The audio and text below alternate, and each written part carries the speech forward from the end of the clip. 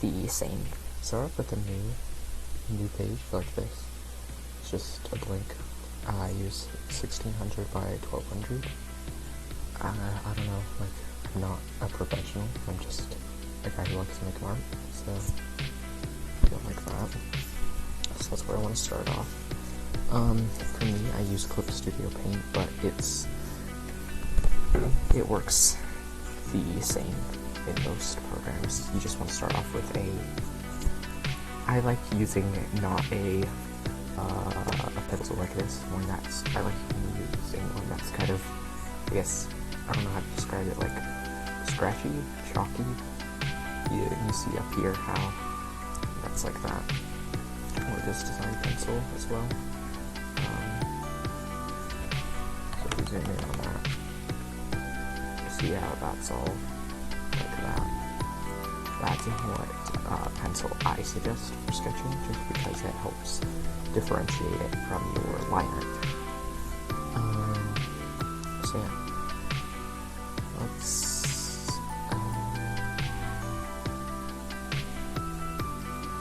let's just do a cat or something. Now this is a tutorial on how to teach you to draw. Actually, no, let's just draw my character, so you can get a feel for how I draw my characters, yeah. So this isn't really a tutorial on how to draw things. I can't really give a tutorial, it's more like my drawing process. It's just more like a peek into my drawing process. So, start off with a sketch. It doesn't have to be finished looking at all. In fact, my sketches are nearly always not very refined. I don't know if this is probably not a very smart thing to do, but for me, I do most of the detail work after I've made my line art, so I do it in my line art layer instead of worrying about it on the sketch, because the sketch is just very rough. So, yeah, just give them some hair.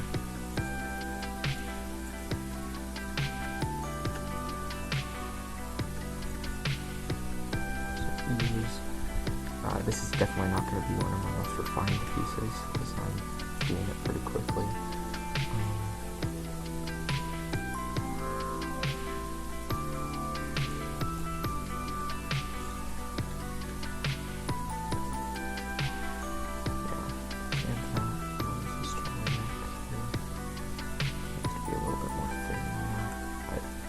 Character's not thin, though, of course, like I said, this isn't really how to draw, it's more just like my drawing process. I'm just going to do a bust for now, because drawing actual limbs takes way too long, because, you know, I have to skeleton them out, so it's easier just to have a solid thing like a bust that doesn't require a lot of anatomy. Yeah, so we have our basic sketch layer. Sometimes I change the color of the sketch layer to be like that, but I'm just going to leave it. For my pen, what I use is I always use a textured pen to get kind of a sketchy look, and this can be a raster layer or a vector layer. I'm just going to use a raster layer because vector layers are really convenient, but this is just a small tutorial, so I don't really need any detailing that might come from the adjustments in a vector layer, so I'm just going to use this to create. Also, if you're using an art program, I highly recommend one with a stabilizer, because drawing is really tough on digital. It's not like, yeah, the video capturing program was being used to cut out. Yeah, so like I was saying, you want one with a stabilizer, because drawing on paper is a lot different than drawing on digital, especially if you don't have a touchscreen type thing. For me, I'm using a Wacom Intuos, which it's not a touchscreen, it's just like a plug-in tablet. I highly recommend one of the stabilizers, because stabilizers are lifesavers.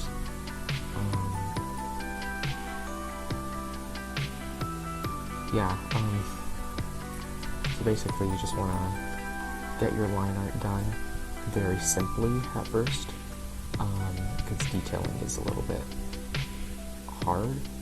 Well, not really hard, but you know, like, you don't want to do that right off the bat. You want to first get your actual line art down. At this point, oh crap, I forgot the years.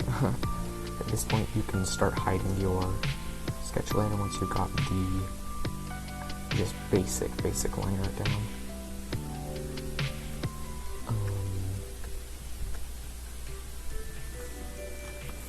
And you can just clean up some things like this here. I'm just cleaning up that. Next, I start on my detailing. Sometimes I start on it with a thick pen. I like to go to a thinner version of a textured pen, so I can get that detail in. That's the little nose, because its mask sticks out, right? I just want a little detail work. It doesn't have to be anything crazy, of course. I just detail things like add little wrinkles around this, here, even continuing this right here. These sleeves are probably the worst one I've done, so don't pay attention to the shoulders. I'm just like kind of rushing this a little bit, just because for sakes of tutorial. I'll spend most of my time on actually coloring it. Okay, next important thing is, for my line art, I like to thicken up the areas where lines collide. So I'll just like thicken up here and here where the lines touch to get it just like not so one width, which it already isn't because I'm using a pressurized pen, but I just want it to not look so one tone, one width, you know.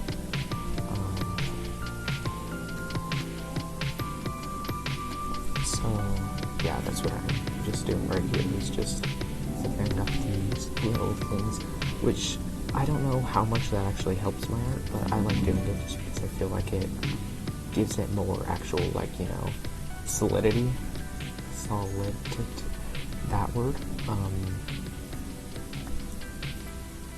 you know, to it, because, so it doesn't look, I guess, not realistic. I don't want it to look realistic, because my drawings definitely aren't realism at all. I just want it to have more, like, you know, and not look so flat, I guess. I'm kind of rambling. Not kind of, I'm really rambling. So yeah, that's our line art layer. And I'm going to make a new layer below that, and this is where I start putting my flats in. So flats are just anything. Flats are just kind of like your solid colors for your thing. So before you do any shaping or whatever, you want to get your flats done. So I just use the paint bucket because it's really fast for flats.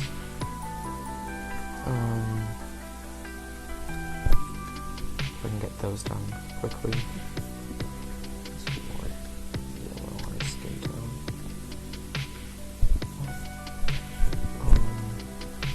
Orange, this color, is not working the way I want it to. So yeah, I just want to get those flats done.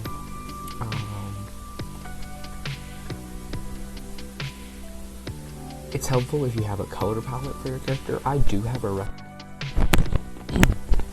video cut out again, sorry. What I'm saying, I'm gonna edit these all together, of course. I don't know why I'm saying this. Anyway, what I'm saying is it's helpful to have a reference images with all your colors on it that you want to use for your character so you can keep it consistent. But I'm too lazy to get that out.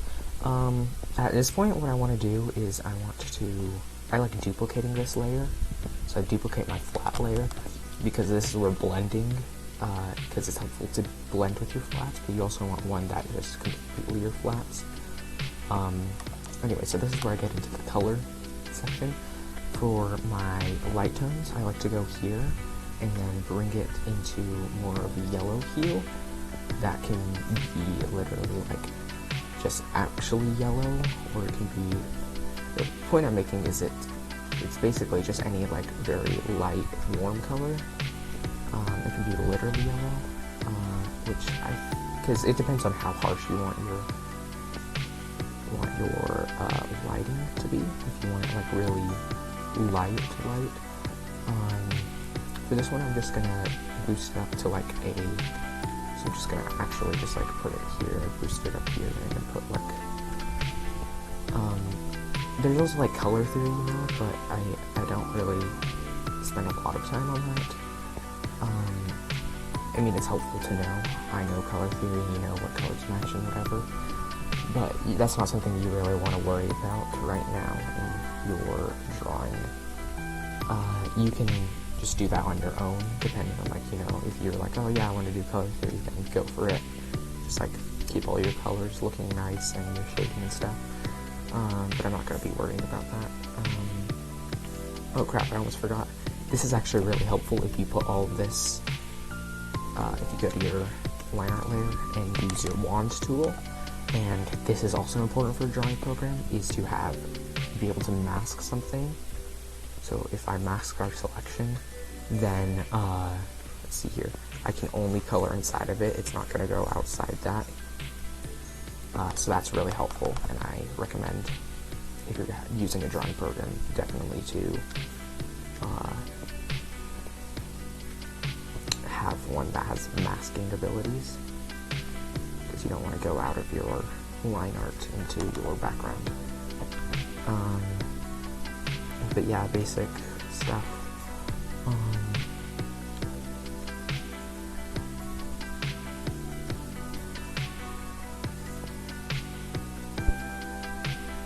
This looks like really awful right now, but that's okay.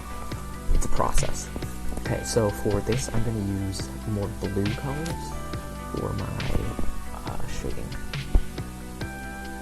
So I'm just going to get that shaded up like this. And I'm going to put this down to a more blue color, so I get more, it can be more purpley too. I guess purpley would be an accurate color for this. I also did something, I messed up on something here. So what I recommend doing most of the time is, if you're going to make your,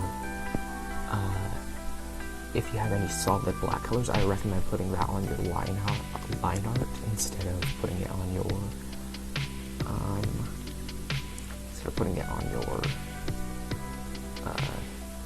crap, what was I saying? Oh yeah, instead of putting your solid black parts on your line art, instead of putting them on your flats, I recommend putting them on your line art, like these eyes. I didn't put them on that little thing there though, which is a mistake that I made. So yeah, I recommend not making that mistake.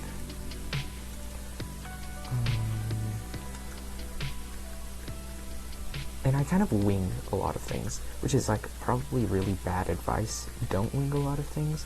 But, if you're comfortable with it, if you're comfortable with your process, I recommend you can just wing a lot of things.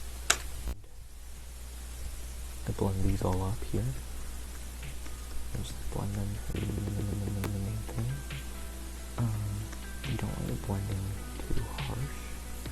You don't want it too soft either. A good blend to it.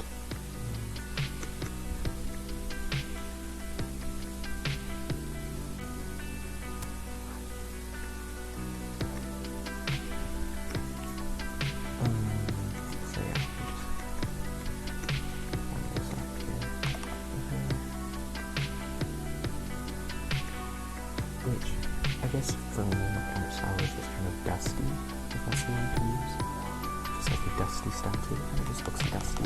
I'm gonna go back in my liner section and make this mark. I should have earlier. But yeah. And then it's helpful to, if you want to, it depends on how intense you want the shading, because you can now go back and make this slider on your other flat layer. Also, your flat layer helps to keep it non-transparent with blending.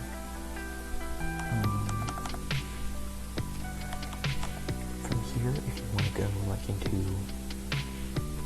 total shading, have a very set shading, you can go here and change this to a multiply layer and get a dark blue. And then you can go here and just start shading here, which is also helpful to actually put this on a mask.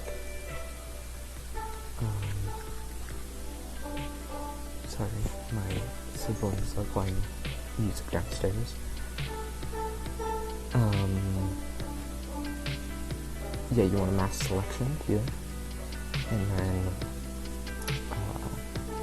you can just start on with your dark blue just around the very edges, which helps. You just go around the very edge on all of these. Of course, you need to make sure again it's on a multiply layer.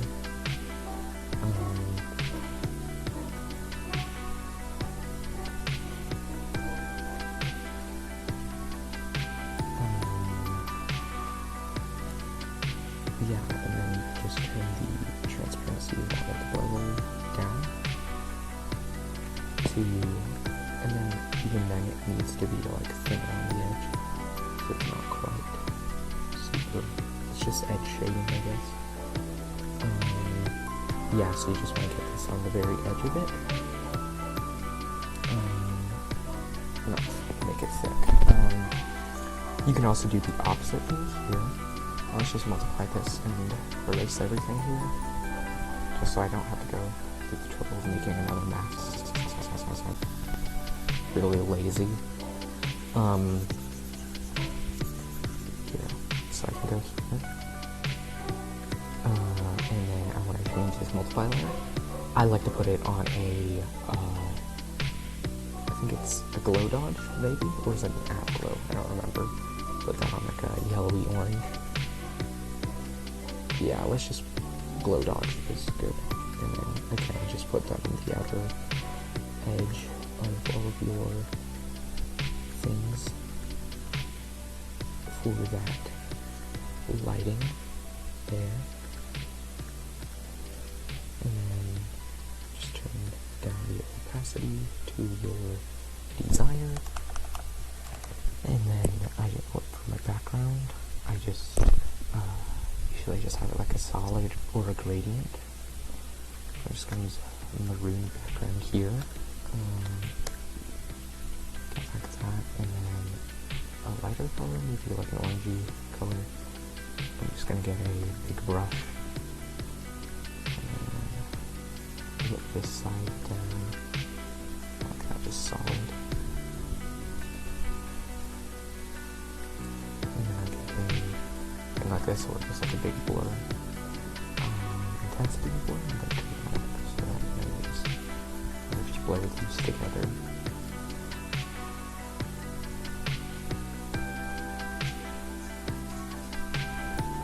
Actually, it would make more sense. Here, give me a second after I put this together. It would make more sense if I just flip this completely. Okay. Sorry, video cut out again. And then yeah, you have your piece of art. And of course, it's not really as easy as that. It takes time to stop, but that's the general idea. Make sure always to save your art. I'll just save this as test. And shop-a-bop, shop-a-boom. Yeah. Thank you for watching. Hope that was a good tutorial.